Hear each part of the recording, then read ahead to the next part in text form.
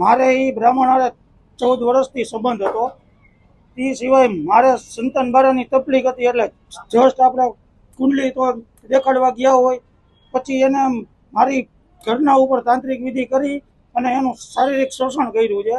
અને એ સિવાય કે ધર્મના નામે ધતિંગજ કર્યા છે. મારું કહેવાનું એક જ છે કે હું તો હલવાઈ ગયો હતો એમાં, પણ બીજા ન સલવાય અને બીજા એની આટીએ ન આવે એટલે જ આ ઇન્ટરવ્યુ દેવાનું મેન કારણ જ એ છે અમારું. અને મેં તાલુકા પોલીસ સ્ટેશનમાં 32 દિવસ પહેલા અરજી આપેલી છે, તોય છતાંય પોલીસે હજી કોઈ પણ જાતની કાર્યવાહી કરેલી નથી. તો આનું કારણ શું?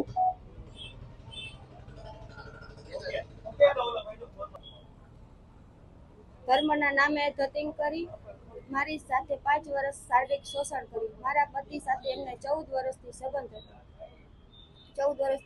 હતો અને ધાક ધમકી આપતો કે આ વાત કોઈને તું કરીશ તો હું તારા પતિ અને તારા પુત્રને મારી નાખીશ. મારી શક્તિની તને ખબર છે, હું મહાદેવનો ઉપાસક છું. આવી રીતે મને ધાક ધમકી આપતો. છેલ્લે કંટાળી અને મેં મારા પતિને બધી સત્ય હકીકત જણાવી દીધી.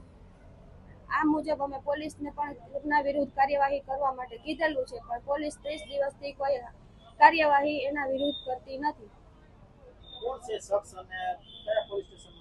ગુજરાત તાલુકા રાજકોટ તાલુકા પોલીસ સ્ટેશનમાં અમે અરજી આપેલી છે, ત્યાંથી અમારું નિવેદન લીધું. તેને પણ 5 દિવસ થયા છે, ત્યાંથી પણ કોઈ એના વિરુદ્ધ કઈ કાર્યવાહી કરેલી નથી. અરજી આપ્યાને પણ 30 દિવસ થયા છે. આ શખ્સ કોણ છે અને કેટલા સમયથી તમારા સંપર્કમાં હતો અને કઈ રીતે આખી ઘટના? અમારે ત્યાં અમે ત્યાં મવડીમાં 5 વર્ષથી ત્યાં રહેતા હતા. 5 વર્ષથી મારી સાથે શારીરિક શોષણ કરતો, મારા પર તાંત્રિક વિધિ કરેલી છે. અમારે સંતાન બારાની તકલીફ હોવાથી અમે કુંડલી ને એ બધું એમને બતાવતા અને મારા પતિને એમને કુંડલી એ બધું અમે બતાવતા. એમને કલ્પેશભાઈ જોશી. મારા પતિને એમની સાથે 14 વર્ષથી સંબંધ હતો. અમને ત્યાં રહેવા માટે બોલ, અમે ત્યાં રહેતા એમની સામે 5 વર્ષથી. તે બધું જાણતા. કઈ રીતે તમારી પાસેથી વિધિ કરાવી? શું કહેશો એનાથી? કઈ રીતે વિધિ?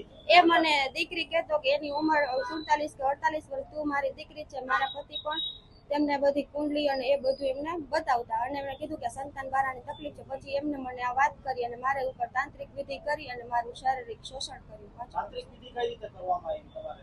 મને બેભાન કરી અને મોઢે સુંઘાડીને. બેભાન કરીને મોઢે સુંઘાડીને. એટલે હું એમને કહેતી કે આ શારીરિક શોષણ ના કરો, છતાં પણ એમ કહેતા કે તને મારી શક્તિની અને બધી ઉપાસનાની ખબર છે કે હું કોણ છું અને આ બધી ભગવાનની ઈચ્છાથી જ થાય છે. ભગવાનની ઈચ્છા વિરુદ્ધ કંઈ થતું નથી. પછી મેં છેલ્લે કંટાળી અને મારા પતિને આ બધી જાણ કરી દીધી અને મારા પતિએ પોલીસ સ્ટેશનમાં અરજી આપી છે, રાજકોટ તાલુકા પોલીસ સ્ટેશનમાં. ત્યાંથી પણ અમને 30 દિવસથી કાંઈ જવાબ આપ્યો નથી. અમે મવડી ચોકડી પાસે સ્વામિનારાયણ પાર્ક શેરી નંબર 4 માં રહેતા. ત્યાં તે અમારા ઘરની સામે જ રહેતો. 5 વર્ષ સુધી એને તાંત્રિક વિધિ કરેલી હતી મારા પર. પછી હું એને જ દેખતી. તમે આવી જાવ.